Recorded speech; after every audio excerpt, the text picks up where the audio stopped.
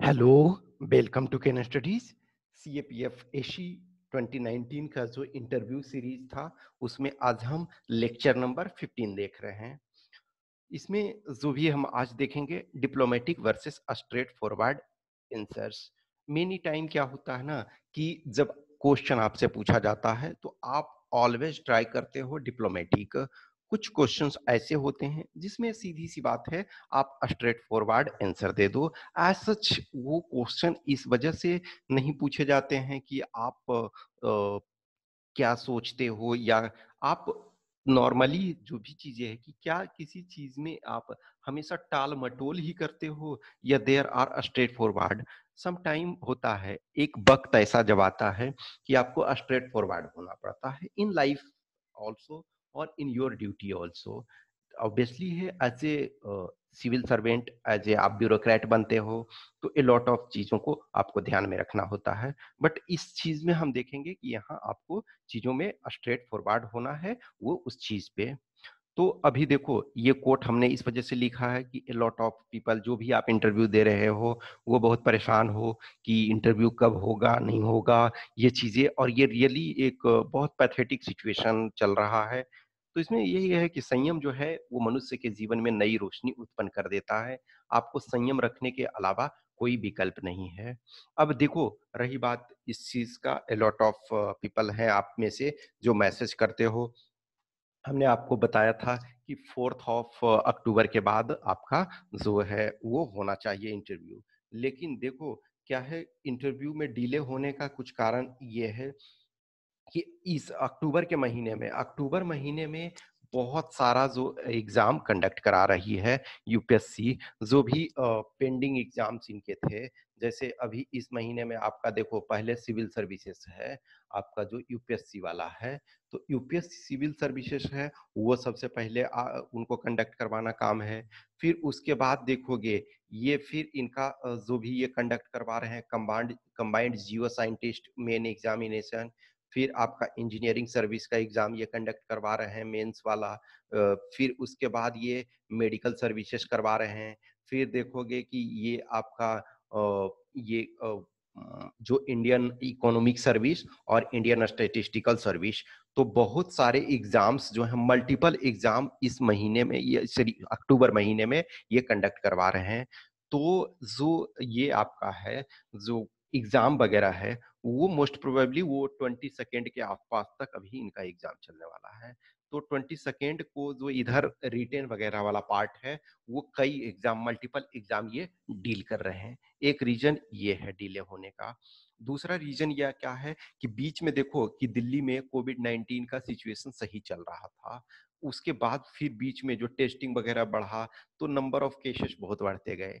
अब क्या है कि देखो, जो सिविल सर्विसेज में रिमेनिंग कैंडिडेट थे, उनको उन लोगों ने टू एंड फ्रो का जो चीपेस्ट फ्लाइट टिकट था उस चीज का अरेंज किया। अब यहाँ क्या होता है, असिस्टेंट कमांडेंट में ही 1000+ कैंडिडेट होंगे। वो 1000+ कैंडिडेट डेली, एक तरह से वीक में 5 डेज इंटरव्यू चलता है, मंडे से लेकर के फ्राइडे तक। अब हर शिफ्ट में फिर उसके बाद जो भी बोर्ड मेंबर एटलीस्ट हैं, तो बोर्ड मेंबर में जो, यानी कि जो यूपीएससी के मेंबर्स हैं, वो बोर्ड में चेयरमैन होते हैं, चेयरपर्सन होते हैं। तो अब उसमें से एज जो है 60 के करीब है, किसी का 64 है, डिपेंडिंग ऑन सिचुएशन, क्योंकि 65 जो है मैक्सिमम उनका एज है रिटायरमेंट का। तो एक ये चीजें होती है, no doubt, in spite of all precautions. देखो, अभी एग्जाम कंडक्ट करवाना, तो उसमें आपका एग्जाम कंडक्ट करवा लिया जा रहा है, तो वो डाइवर्सिफाई डिफरेंट सोर्स सेंटर पे।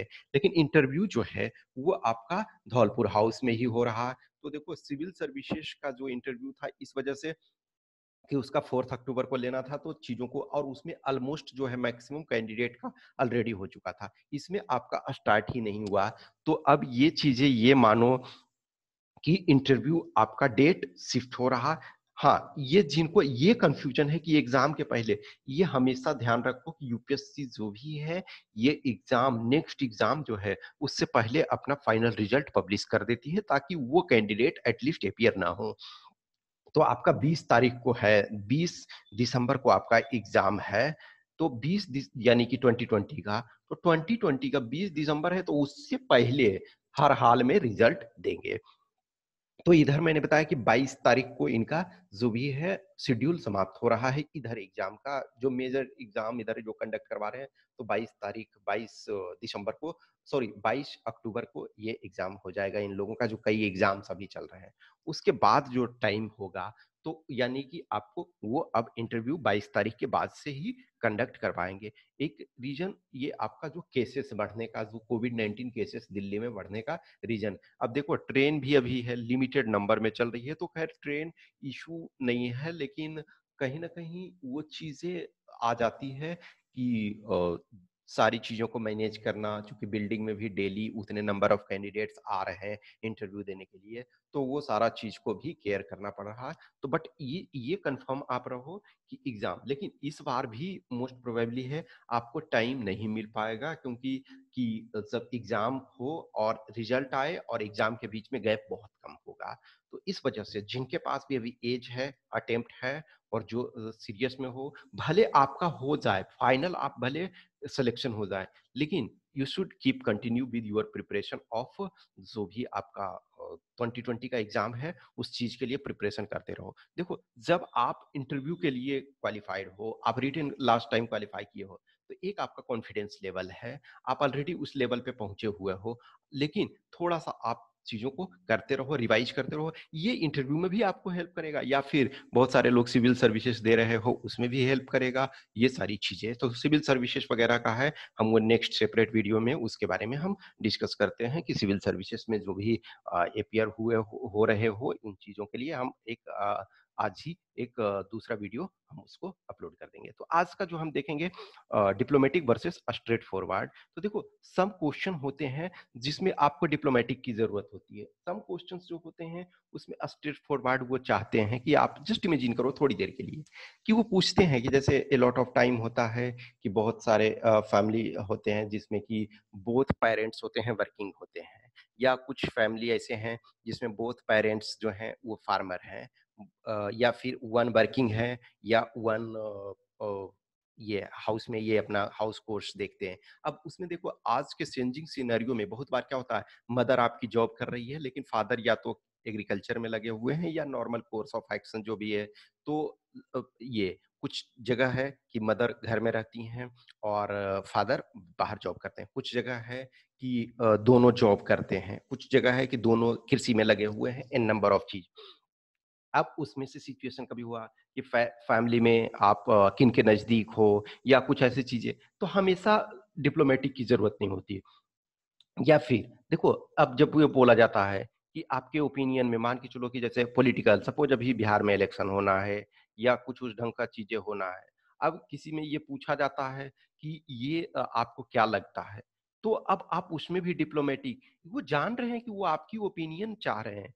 तो जहां where your opinion is asked many time, तो हर जगह जो है ये डिप्लोमेटिक ही नहीं होना है कि sir you as you know कि ये आप क्या सोचते हो, यहाँ ये चीजें हैं। जस्ट इमेजिन करो कि सपोज बिहार में इलेक्शन होना है, अब कोई कैंडिडेट बिहार का ये जाता है, तो अब ये उससे कि in your opinion which party is better alternative, आप जिसको भी फॉलो कर रहे हो स्ट्रेट ये चीज को बोलते हो, क्योंकि ऑलरेडी वहां उन्होंने बोला है कि your opinion, no doubt follow up question will be there.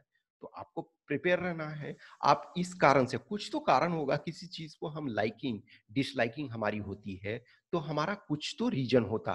तो ये हमेशा मत तो ये सोचो कि डिप्लोमेटिक आंसर करने से ही ये चीजें हमारा आएगा। देखो, ए लॉट ऑफ चीजें हैं जो मैं मॉक इंटरव्यू वगैरह जो करता हूँ, तो बहुत सारी इशू उससे उभर के आते हैं। तो कुछ कैंडिडेट से जब मैं मॉक करता हूँ, उसमें क्वेश्चन पूछता हूँ, तो ए लॉट ऑफ टाइम जो होते हैं कि आप स्माइलिंग रखते हो अपने फेस पे, उसके बाद उस चीज को ये कोशिश करते हो कि हम डिप्लोमेटिकली सबका रिप्लाई कर दें। तो all question do not deserve a diplomatic reply.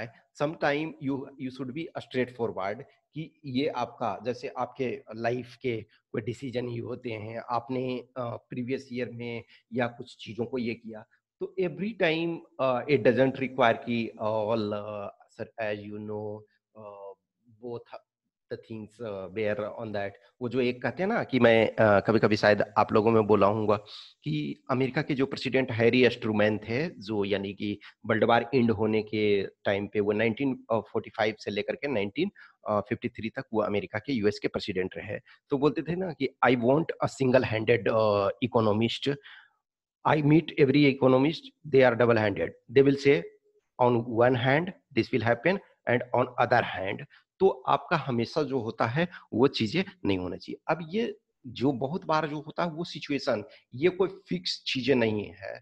जैसे मान के चलो कि किसी भी चीजों में बोला जाए कि ये सही है। अब जैसे फार्म बिल है सपोज, तो फार्म बिल पे अब ये चीजें बोलोगे कि कौन राइट है या चीजें।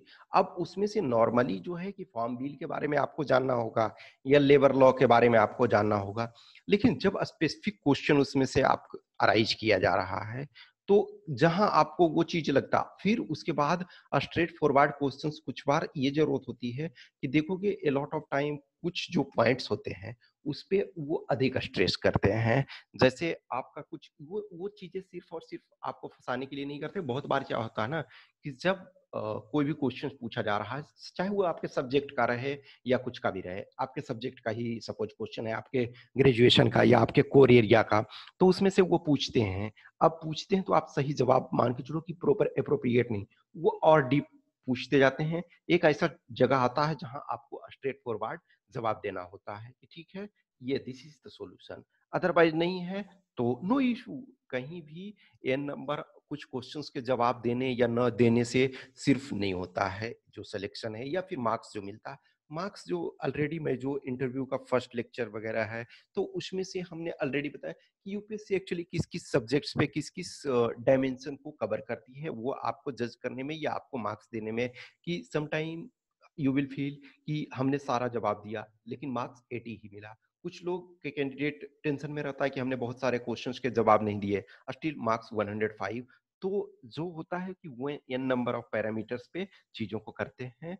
तो देखो जो भी है आप कंटिन्यू प्रिपेयर करते रहो, और जो 2020 में एलिजिबल हो, 2020 में भी देना चाहते हो ये क्योंकि देखो जिनका ये चीजें है कि कुछ कैंडिडेट हैं कि हमने चलो पेपर 1 में 140 ले आया है और पेपर 2 भी मेरा अच्छा गया है, तो उनका कुछ ना कुछ रैंक जरूर आएगा। लेकिन जो बॉर्डर पे हो, जिन्हें लगता है कि शायद हो भी सकता है नहीं भी हो सकता है, तो प्लीज आप प्रिपेयर करते रहो, क्योंकि इस बार अभी आपको टाइम नहीं मिलना है। जो बीच में की रिजल्ट आएगा तब ए लॉट ऑफ कैंडिडेट हैं जो वो कर ले जाते हैं, लेकिन अभी से करते रहो तो आपको इंटरव्यू में भी मौका मिलेगा। और जिनको भी देखो मॉक वगैरह के लिए हमने बहुत सारे कैंडिडेट्स का किया है, बहुत सारे कैंडिडेट्स का अभी बाकी है, तो कुछ कैंडिडेट्स हैं कि डेट आएगा तब हम करेंगे, नो इशू।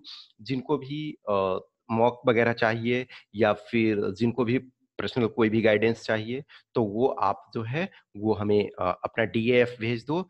ये डीएएफ आप हमारे व्हाट्सएप नंबर पे भेज सकते हो, 8527146498। इस व्हाट्सएप नंबर पे आप हमें अपना डीएएफ भेज दो, या इस टेलीग्राम नंबर पे, या यहाँ टेलीग्राम नंबर इस पे है 7404909669। ये चीज को आप इस पर भेज सकते हो। और अभी जो भी ये है मैं बहुत ज़्यादा ये चीज़ को नहीं करूँगा। कुछ लोग आप सिविल्स के भी देने वाले हो, तो चलो मैं इस पर भी एक सेपरेट अभी आज ही कोशिश करता हूँ कि आज ही एक वीडियो ये बना दूँ उससे संबंधित चीज़ें, क्योंकि अब आपका जल्दी ही 4th को आपका सिविल्स का प्री है। Okay, thank you.